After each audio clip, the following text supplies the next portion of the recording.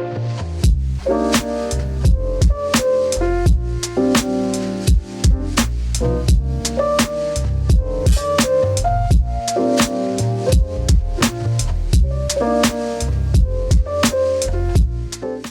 Leia, thanks so much for having a chat with us. Cheers.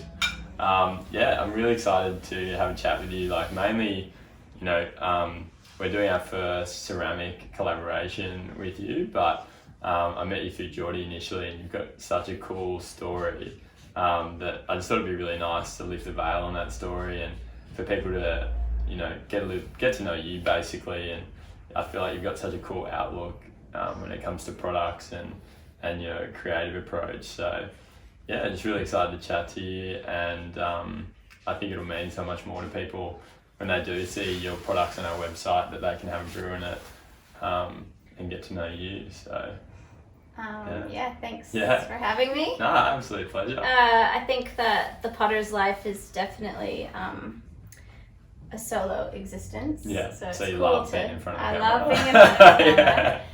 I also feel like it's important to have the opportunity to bring people in and have some chats and talk about who are the hands behind these pieces. Yeah, for sure. And I guess invite the world into my solo existence. Yeah, 100%. No, thanks for having us. Yeah. So before we sort of get to know you, one of the first questions we like to ask people is, what does good coffee mean to you? Because we distill what we do down to good coffee and good people, and we're having this chat with you because we think you're a good person.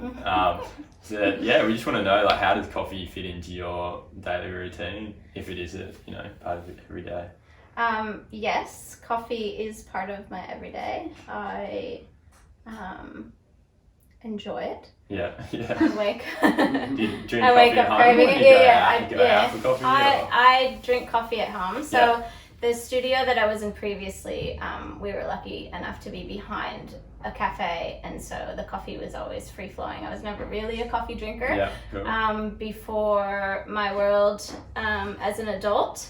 Yeah, fully. I think until you needed it. Until I needed it. Until I realized how delicious it is, and really how much it benefits our health. I'm big on understanding what happens when we take things into our bodies, and how that, just like I guess clay and chemistry, how those chemicals benefit us. Yeah, awesome. And so I think. Have you found it beneficial to pottery, or is it more like jittery hands and everything's like?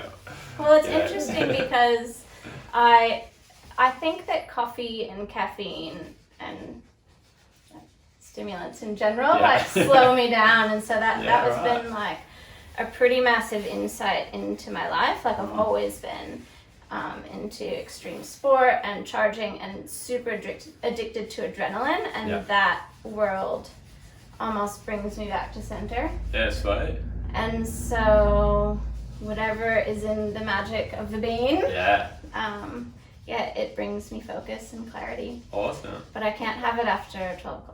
Yeah, I'm with you on that one. 12 p.m. midnight. 12 p.m. midnight, yeah. Yeah. And what's your go-to? What's your drink of choice? For coffee? Yeah. Long black. Long black, happy days. Straight to the top. Yeah, that's sweet. Good stuff. Yeah. Oh, cool. When I first moved, I actually moved to New Zealand before I lived here. And I was a little naive American. Didn't realize that coffee was like such a huge part of the culture. Yeah, cool. And I walked into the cafe, got off the plane, and I asked for an Americano. Yeah, so and they just looked at you. He was so mean. Yeah. He's like, turn around and walk back out the really? door. I was like, oh man, I've got some learning to do. Yeah, right. Yeah, don't ask for an Americano anywhere. There you go. They fully got the stink eye on you. Yeah, stink eye. Yeah. How funny. Yeah. And now we've gone back and we're drinking a drip this morning, so we're fully happy days. So it's weird. We don't have like the big pots of drip coffee that every American house has. Like you wake up and you just brew up a giant pot. Yeah, totally. Pour some cream in. Yeah. Half and half. Yeah, right. That doesn't exist. No, it doesn't. No. So it's changed a bit. My outlook on. That's probably a good segue to kick things off. I know, like, I met you through, Geordie, who's one of my business partners at Tucker, and Geordie's obviously, and you guys spent you know, crossed paths over at the snow, and that seems like it's been such a big part of your life. Yeah. Can you tell us a bit about what that was like? Yeah, so I was born a mountain girl. Like, Yeah. grew up in the snow, grew up in the mountains, like always out in the woods in nature, just charging. Whereabouts is that? I was born in Massachusetts and then moved to Vermont. Yeah, cool. So northeast, where it's so cold you cry when you go outside. Yeah, right. But Jordan, interestingly enough, grew up in Vermont. Yeah. And so I went to uni there, and he lived there. And so we have decided that we've crossed paths many times in the past before we found each other again. Yeah. In various stages along the way. But what was the question? Just like what you were doing up there, like, you know, you mentioned to us before when we were making a brew, you know, that you sort of found snowboarding, and that was, So my mom and my grandfather were on ski patrol. Yeah, cool. And so I learned to ski when I was 3. Yeah. And it was a huge part of my life. But yeah, like I was saying before, skiing and I never really clicked. Yeah, so I just was always uncoordinated. There were too many things happening. There's a bit going on there. Too much going on. And then I moved to Vermont. When I went to uni there, I was working in a bike shop at the time, racing mountain bikes for the University of Vermont. And one of the staff from the HR department came in from Burton Snowboards, and I sold him a pair of nerdy bike shorts. And he was like, "You're really good at selling bike shorts. Do you want to come and try and sell some snowboard gear?" So they fully just ripped me from that shop and put me into Burton. And it's amazing how those moments where you like your life transitions in a second. Yeah. It just totally changes the course. And so when you cruised across there, you hadn't touched a snowboard before? No, I'd been snowboarding done a little for, bit? Yeah, for a year. So yeah, awesome. From when I moved to Vermont, I started snowboarding. But then working there, I have this thing where I just decide that I've just got to be really good, really fast at things. So cool. Discipline has always been a huge part of my life. So I try to surround myself with people that are really good at the thing that I'm interested in. Yeah, awesome. So that I kind of bypass all of that time wasting stuff in the beginning and just be inspired by people that are amazing at what they do. Yeah. And is that like, and how, I guess, did your life segue from being in the snow, you know, over in Vermont to, you know, but like doing ceramics in Pottsville? Like, that's a pretty massive change. My degree at the University of Vermont was in athletic medicine and exercise science. Mm-hmm. And my dorm was across the way from the pottery studio. So in the US, we all just get packed into dorms, kind of like a jail. So just peering out my windows, I was always looking down at the pottery studio, just thinking, oh man, that's like super amazing. Yeah, cool. But as a you're not allowed to take art classes there unless you're an art major or minor. Yeah, right. So I finished my degree and then came back as an alumni just to do pottery and ceramics. I had this really cool teacher. She was a Swedish sheep farmer. There you go. Hardly spoke English, but really, really strict and kind of just right up my alley with the way that I like to learn. Just like coach me through it. Cool. And don't let me like have fun, basically. Yeah. Just, like, treat you like a sheep. Treat me like a sheep. Corral me up and just show me what I need to do to be good at this. Cool. And it was perfect, and so I did that for a year. And at that time I was working at Burton, and I realized how beneficial it was, like I was saying before, with the like extreme chaos in my mind all the time, how coffee brings me back. It's almost like the other side, like working with clay and working with pottery and really zoning in, brings me back to working in the action sports industry. It's super adrenaline fueled, like tons of pressure. The days are huge and it's all yang. And so this was kind of my thing to, bring it. Balance that out a bit, or like just to... Yeah, and just decompress. Yeah, cool. I am as much as I love being extreme, I really value that slowing down and Yeah, awesome. And did you, when you started like doing that, did you think it was going to become something that you did professionally, or was it just like a hobby? No idea.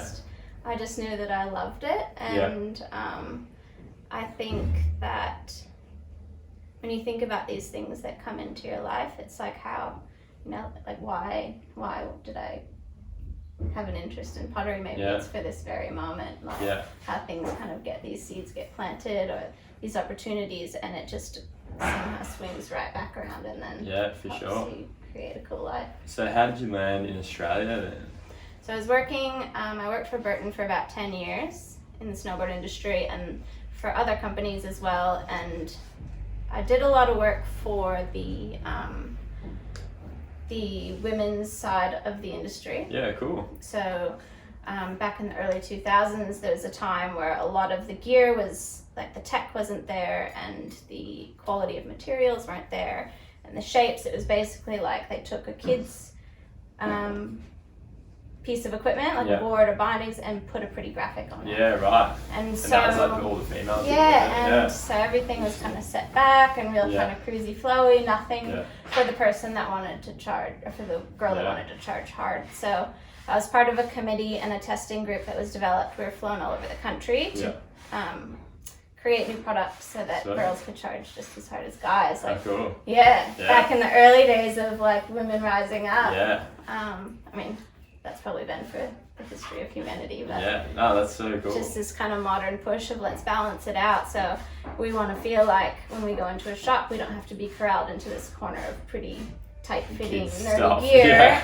It's like we want to be just as equal to everyone else. So I did that. I worked really hard in that. Did women's learn to skate camps, women's learn to ride freestyle, and tried really hard to just bring that to the forefront of the brand. At the time, it was the fastest growing sector of the industry. So then maybe got a little bit of a name for myself in that, and was brought in on the Park City Snowboard Academy down in Utah. Cool. So at the time, I was living out at Mount Hood, testing gear, team managing, doing summers on a volcano. Yeah, awesome. And a glacier. And then like working with the pros and the best of the best in the industry. So again, just surrounding myself with that. Exciting kind of. Just that level of like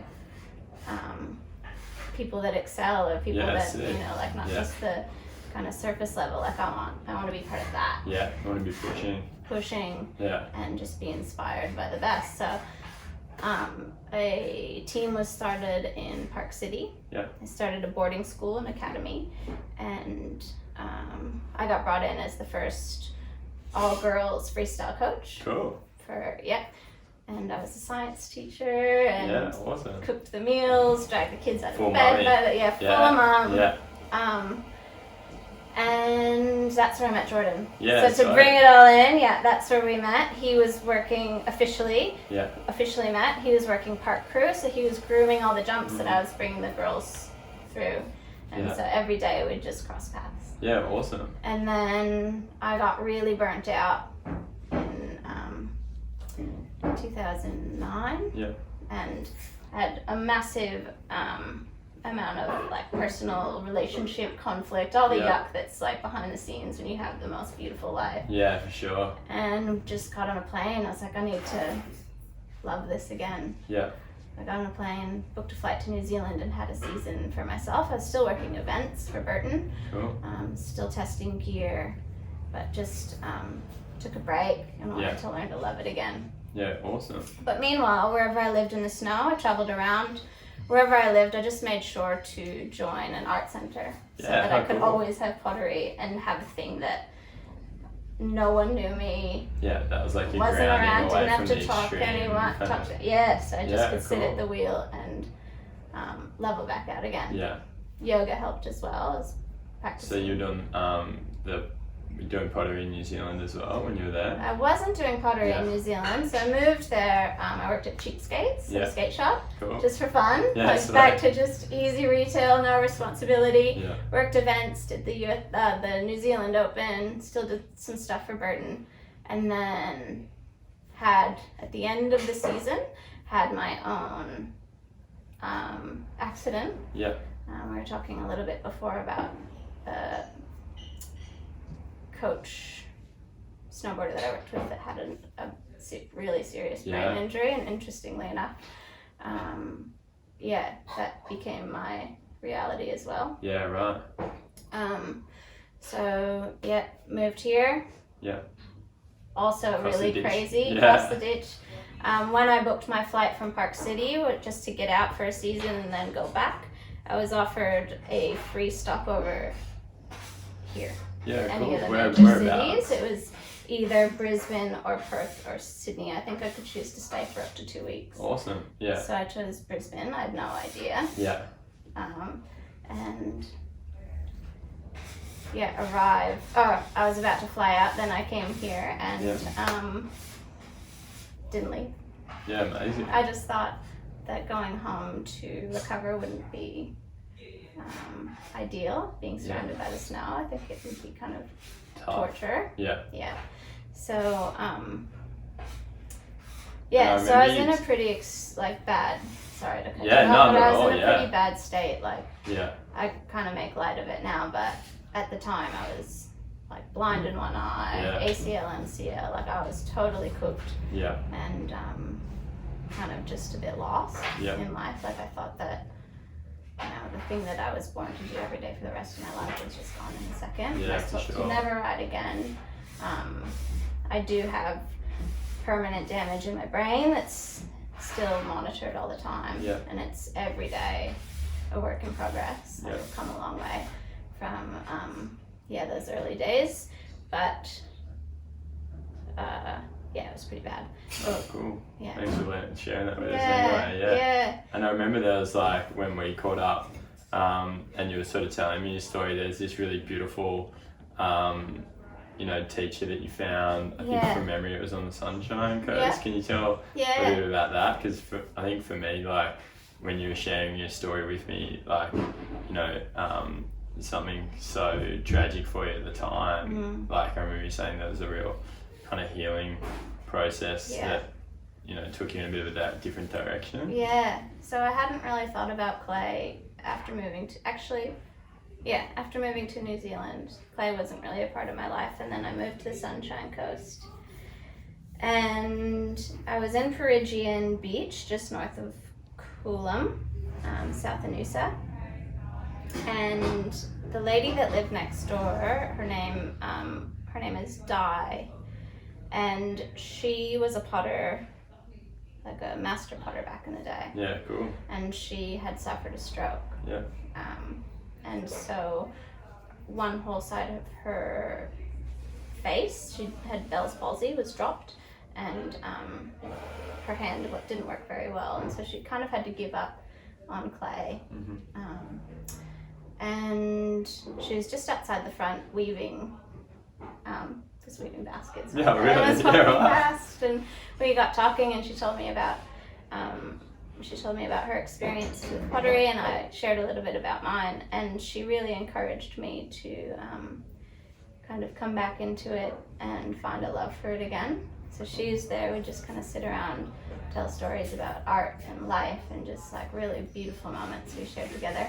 And she was, I think it was her left side, it was my right side, and we kind of just came together as this and helped each other through something that she's had a hard time going out. She's insecure about her looks and where she kind of was in life at that point. I guess an identity crisis as well. She was this thing and I was that thing, and we were able to kind of help each other through it. Huge moment. And then around the corner, another really great mentor of mine, Elka Lucas. She's a potter as well, and she makes beautiful pieces, and she was set up at a market, and we just started chatting, and I was really inspired by her work, and I think that potters in general, I'd hope that I could be part of this generalization, but totally. are just really grounded, beautiful people. They've got great stories, and happy to connect back to the earth and really benefit from kind of the ancient practice of what we do. 100%. And in that, was it obviously, so you've gone through this kind of accident, you found yourself on the sunny coast, and you found this master potter. Was there a moment in time there where you're I've sort of found my new path, I'm going to pursue this? How did that kind of roll out? So I kind of just used clay, like I bought a block of clay and just made some pinch pots. Yeah. And at the time I was living in this like gross little granny flat underneath someone's house, just like my life, like what even happened to my world? What am I doing in someone's basement? Yeah. Like, oh, and like my life was just so, it was exactly how I pictured it. Yeah. And then so I just started making pinch pots and just contemplating like where I was going, what I was doing. Yeah, cool. And then moved down this direction and set myself up in my garage. Had a little corner about that big. Yeah, cool. Just a table. And someone asked me to make them something, so I did. Someone asked me to make them, and I did. And I was just like, yeah, I'll make that. Cool. And then I guess it kind of grew organically, and then I decided I needed a name. Yeah. I went like every brand. I'm like, maybe I can actually make this a thing. There's no snow here. Yeah. So I was just flipping through the dictionary, looking for a good word, like some inspiration, and found nothing. And like I mentioned before, yoga and meditation, it's been a huge part of my life before it was trendy and cool. Like I remember my first classes as a teenager, and it's always been my constant, like it's my medicine. Awesome. So I was just sitting there in meditation, just in silence, and I swear, like a voice, like it's so like silly to say, but a voice just I'm into said, good juju. yeah, So just let's go with it. grit, like it was implanted in my psyche. So cool. Yeah, super cool. And at that time, didn't realize how potent the psychology of the word grit, as well as how it relates to clay, was really going to play a role in my life. That's awesome. How long ago was that? So that was 5 years ago. Yeah, amazing. Yeah. So cool. Yeah. And what is the name now? Like, what does it mean to you? So grit, by definition, it's small loose particles of stone and sand. So like what I work with my hands every day. But for sure. It's perseverance and passion. Yeah. Like according to the dictionary, perseverance and passion for long-term goals. Mm-hmm. It's like resilience and the get up and go when things are going real sour in your life, and just that like whatever that underlying current of persistence is that's just available, it's kind of that. It's awesome. And so definitely this is like working with clay is all about grit. Like, yeah, for sure. Some of the perseverance it sounds like you go through with it with clay is just, you know. It's every single day. Like you need to be able to conquer your mind, really, is what it is. It's more about your, I should speak for myself, my ability to be in control of my thoughts and where they go when things go wrong, because they go wrong all the time. Yeah, for sure. And you talk to potters that have been doing it for decades and they say the same thing. Yeah, that's really cool. And it's like, obviously a bit of a buzzword right now, grit, resilience, perseverance, but it's like, so deep in the core of humans, I think, this need to be able to just not so much push super hard, but be able to rise up, because life can be suffering. Oh, for sure. And your story is like such a, testament to that. So what are some of the, like, you've shown us some of the really cool things in your studio. What's like really getting you going at the moment? What are you excited that you're working on that's keeping that like fire burning? Well, I work a lot. I've really tried to stay in the lane of working with chefs. Yeah, cool. And people in the hospitality industry. Yeah. I think that their mindset is definitely really similar to that of a potter. Cool. It's chemistry and recipes and like really kind of working through things to get it right, and it's super hard work. Mm-hmm. Like chefs work super hard. I would never want that job. That's ever. gnarly. Gnarly. They're allowed to be moody sometimes. Yeah. I think so. Yeah. Because I'm allowed to be moody. Yeah, for sure. Why not? Yeah. But it's really like a job of service. Yeah. Like they're not doing it to. I mean, maybe there's something in you that feels like proud and motivated and into it, but really it's to provide something really great for someone in front of you. For sure. And I think that's the same with my work is I don't even have my own dinner set yet. Yeah. I don't make it. I've got all the cracked pieces that don't match. Yeah, for sure. I make it so that I can bring joy to someone else's life. That's super really cool. important to me. But recently, really interested in the working with natural materials. Yeah. So I've been digging my own clay. We're going to do some experiments with some waste from the coffee production. For sure, yeah. I'm just can't wait to see. Yeah. Out, yeah. And the more on that later. Yeah. And I use ash and waste from the kitchen. Yeah. And I'm trying to create just a body of glazes that work. Yeah. Can you tell us about the project? A little bit about what you're doing with Ben. Yeah. So, Ben and I have been working together for a little bit over a year. So Ben Devlin of Pipit, they received Regional Restaurant of the Year. Yeah. Pretty massive award. But what's super cool about working with him is he's across the street. Totally. So every morning, not every morning, but quite often, I'll come and there'll be a little package of like something at the door. He gives me food sometimes, but it's like, here, try this, put this into something, or here's some clay I dug up, or here's some pippy shells from the plates where they get it from pippies harvested from curry country. Awesome. Yeah. And so I try to incorporate those materials into glaze recipes. So cool. Breaking down the chemistry of what's in a shell or what's in a fish spine. Yeah. I had a massive accident with a kiln at my last studio. Yeah, what happened with that?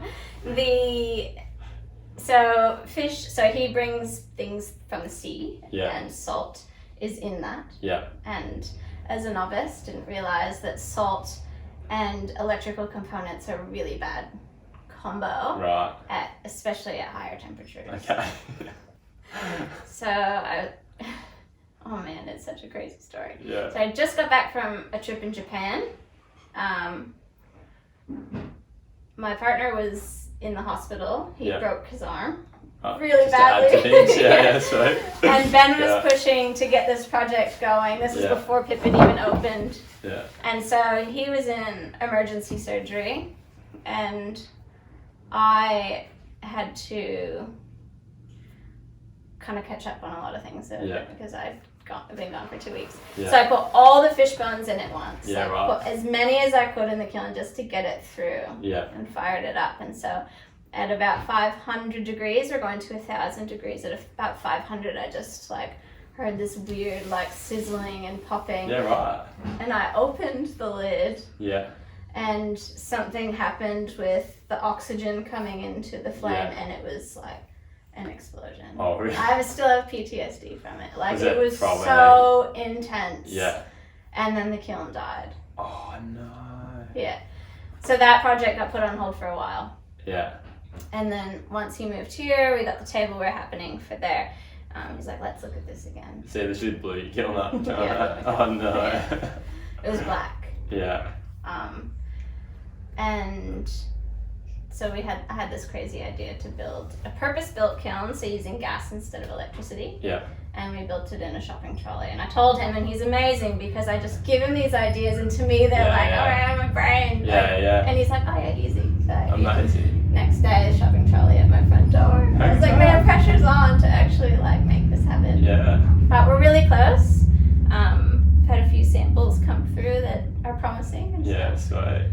I guess that's the perseverance. It's long term. Why do we have to do things so quickly? Yeah, for sure. Really, things don't have to be so instant. And with pottery in general, things take a really long time. Yeah. It's a process that refuses to be rushed. For sure. And it sounds like creatively, by able to being working on those things, you just can hear how interested you are in doing new things rather than obviously just churning out things that are working for you. So it's definitely inspiring to hear stuff like that. Yeah, can we put a little bit more purpose behind what we're doing, I guess. Yeah. Not just, like you said, make another plate for the sake of having something else on the shelf. Like you look around and there's way too much stuff in here. So. Yeah. Oh, it's fun. It's so cool. So, Like, how can I really focus in on this one piece or this one project or this one recipe and just get it right? Yeah.